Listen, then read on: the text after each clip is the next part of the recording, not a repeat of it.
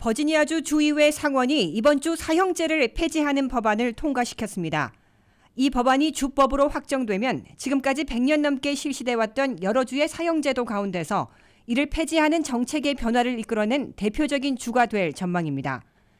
민주당이 다수를 차지하고 있는 버지니아주 의회는 이번 법안을 두고 민주공화 양당이 첨예하게 대립했지만 결국 상원에서 21대 17로 법안을 통과시켰습니다. 민주당 소속인 랠프 롤뎀 주지사 역시 입안을 지지하고 있어 전문가들은 이 법안의 하원 입법안도 무사히 처리될 것으로 기대하고 있습니다. 이번 투표는 장기간의 격렬한 토론 끝에 표결에 붙여졌습니다.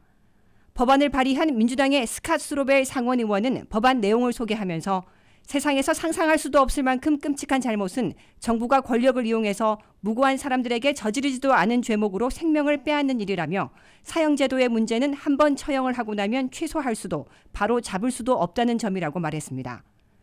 민주당 의원들은 사형제 실시 과정에서 인종차별이 행해지는 관행과 문제점을 지적하고 사형이 흉악범죄 발생을 줄어들게 하지 않는다는 연구 결과를 인용하며 토론을 했습니다. 한편 공화당 의원들은 이 법안에 반대를 표하면서 사형제 폐지는 희생자 유가족에게 정의를 실현할 기회를 빼앗을 뿐만 아니라 끔찍한 살인을 저지른 사람들이 장기 복역 중 결국 가석방될 가능성도 생긴다며 반대했습니다.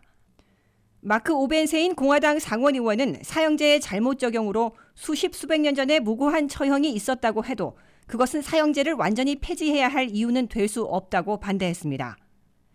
그는 2006년 발생한 잔인한 흉기 살인 사건을 예로 들면서 2명의 살인범이 기껏 종신형을 받고 무사히 잘 살고 있다는 점을 예로 들었습니다. 버지니아주에서는 지난 400년 동안 1,400여 명이 사형에 처해졌습니다. 사형정보센터 집계에 따르면 이는 다른 어떤 주보다도 사형 집행이 많이 실시된 경우입니다. 현대에 들어와서도 버지니아주는 1976년 사형제가 부활한 이후로 텍사스주 다음으로 전국 2위의 사형 집행주가 되어 있습니다. 하지만 버지니아주의 사형 집행은 최근 몇 년 동안 점점 줄어들고 느려졌습니다. 마지막으로 사형이 집행된 것은 2017년 윌리엄 모르바였고 2011년 이후로는 재판에서 사형 선고를 받은 용의자는 없었습니다. 사형 집행을 대기 중인 사형수는 단 2명인데 이번 상원의 입법으로 이들의 형량은 가석방 없는 종신형으로 감형됩니다.